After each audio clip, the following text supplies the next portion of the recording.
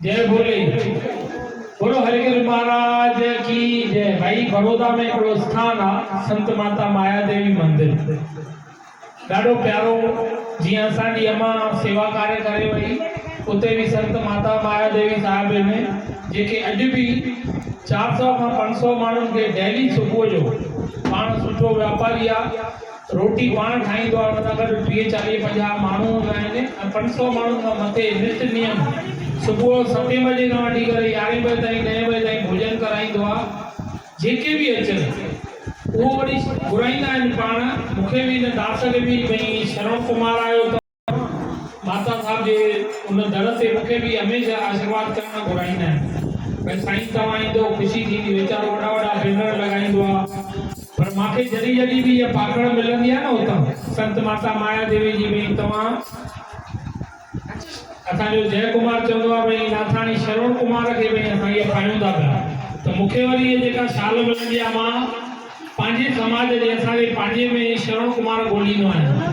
हिकिड़ो साल जमनू पुरसवाणी खे पाती, हिकिड़ो साल असांजे शंकर कुकरेजा खे पाती थी, छो जो शंकर भी पंहिंजे माता जी प्रथा निभाईंदो आहे। हिन न्याणियुनि खे मां हमेशह चवंदो आहियां, भाई हाणे भी चयोमांसि मूंखां चौमासे जे विर्तनि जी मोकलाणीअ में मिस करे छॾींदा आहियो, मां होॾे होॾे लॻो पियो आहियां हे हली वेंदियूं। त इहे शाल मां संभाले रखी आहे।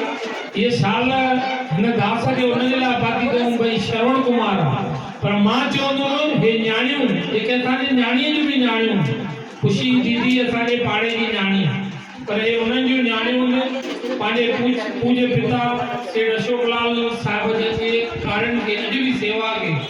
उन्हनि खे मां सम्झां थो 10 साल थी विया, 8 साल 7 साल 6 साल 6 सालनि खां पोइ भी पंहिंजी प्रथा निभाईंदी थियूं अचनि पियूं।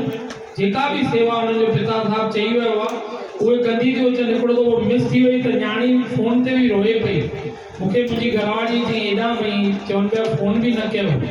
त मां चाहींदुमि पंहिंजी घरवारी खे चाहियां थो भई हिननि ॿिन्हिनि न्याणियुनि सुपात्रनि जे मथां शाल विझनि या शरण कुमार जी जेका हिन दास खे पई आहे, ज़ोरदार तालियूं भाई।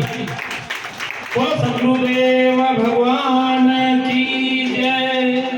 बोलो माता रुक्मणी देवी की जय। बोलो संत माता माया देवी की जय।